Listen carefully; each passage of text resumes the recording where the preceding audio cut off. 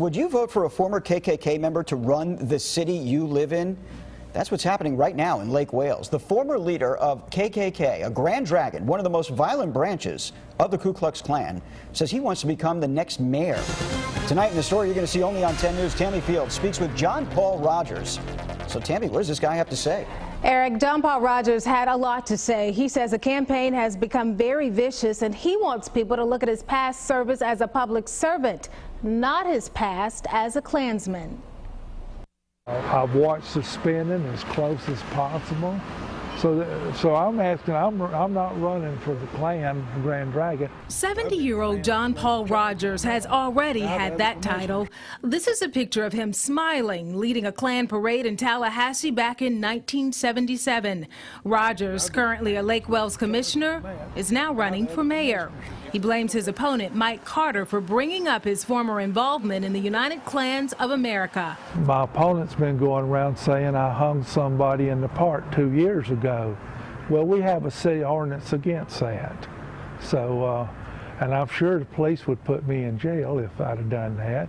In this small town of a little more than 13,000 people, times have changed since the Jim Crow laws of segregation.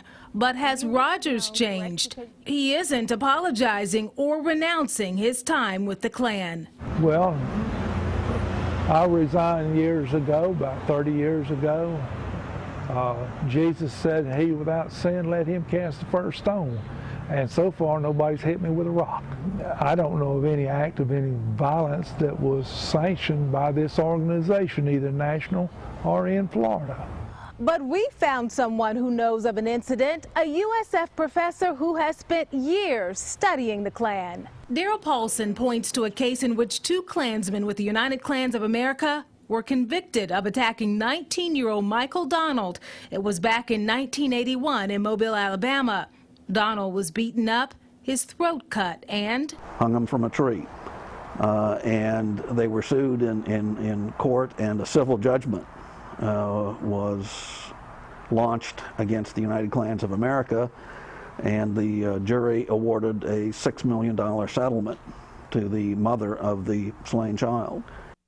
Now at this point, voters will make the final decision about Rogers. The mayoral election in Lake Wales is set for Tuesday, April 5th. If he loses, he'll still have his commissioner's seat to fall back on until 2012.